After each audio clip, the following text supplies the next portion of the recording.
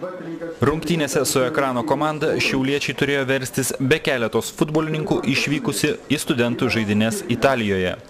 Dar keli rungtyniauti negalėjo dėl traumų. Prieš rungtynes jubiliejų progą pasveikinti buvo komandos treneris Rytis Tavoras, šventęs 45-ąjį, ir kapitonas Deividas Lunskis, kuriam rungtynių dieną sukako 30 metų. Tačiau dovanos pergalės jiems nepasisekė įteikti. Pirmame kėlinyje abi komandos dėmesį daugiausiai sutelkė gynybai ir įpusėjus kėliniui nei viena iš ekipų labai pavojingais išpuoliais pasigirti negalėjo.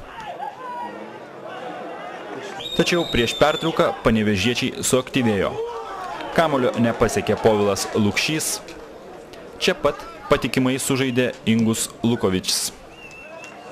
Po aktyviai Ekrano gretose rungtyniavusio šiauliečio Andriaus Šidlausko perdavimo progos neišnaudojo Sergej Pogreban. Dar kartą smūgiavus Šidlauskui, atšokus kamuolį į vartus nukreipė Vitalijus Kavaliauskas, tačiau tai padarė būdamas nuošalėje. Vis tik baigiantis kėliniui Ekranui pasisekė pelnyti įvartį. Įsiveržęs į baudos aikštelę, Kavaliauskas bandė permesti kamuolį per vartininką, tačiau pataikė į skersinį. Pirmasis prie kamuolio suskubo Lukšys ir galva nukreipė jį į tuščius vartus. Dar kartą 45-ąją minutę Ekrano pelnytas įvartis.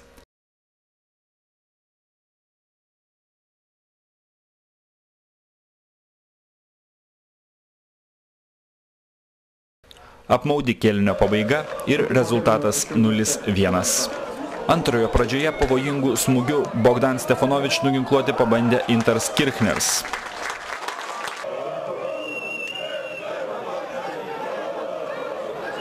Netrukus po Kavaliausko reido Šiaulius nuo antro įvarčio išgelbėjo Lukovičius. Treneris Rytis Tavoras šiauliečių komandoje atliko 3 keitimus. Visi 3 futbolininkai Rokas Urbelis, Edvinas Jasaitis ir Justinas Krištopaitis debiutavo A lygoje. Dar vienas pavojus prie Šiaulių vartų kilo po kampinio, kuomet pavojingai kamuolį skersavo Šiaulių publikos numylėtinis Dainius Saulėnas. 88 minutę Šiauliai turėjo idealią progą išlyginti rezultatą. Už pražangą prieš Gediminą Butavičių geltona kortelė buvo parodyta Alfredui Skroblui ir skirtas 11 metrų baudinys į Ekrano vartus.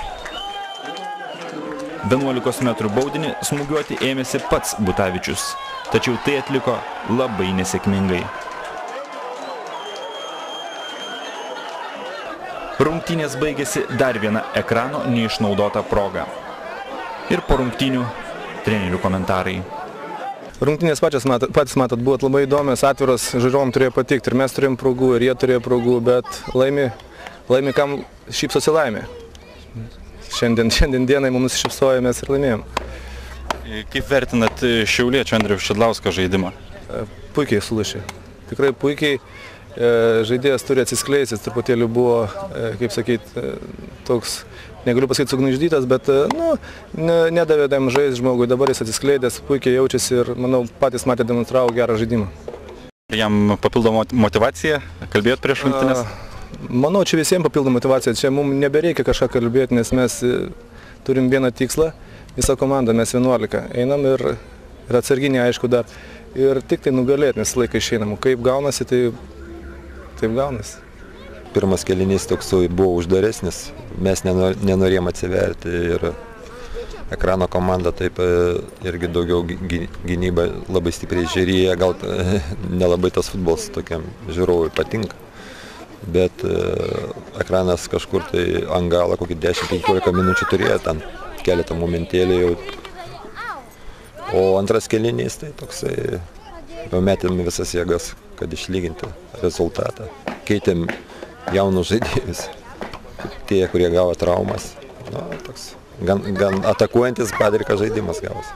Treneriui šiandien teko verstis daugiausiai jaunai žaidėjais, nes kiti yra išvykę. Buvo sunkiau. Taip, iš mūsų pagrindo 4 žaidėjai nebuvo iš pagrindinės sudėties.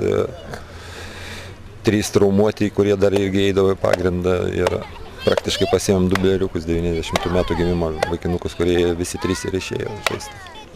Kaip vertinate jų pasirodymą?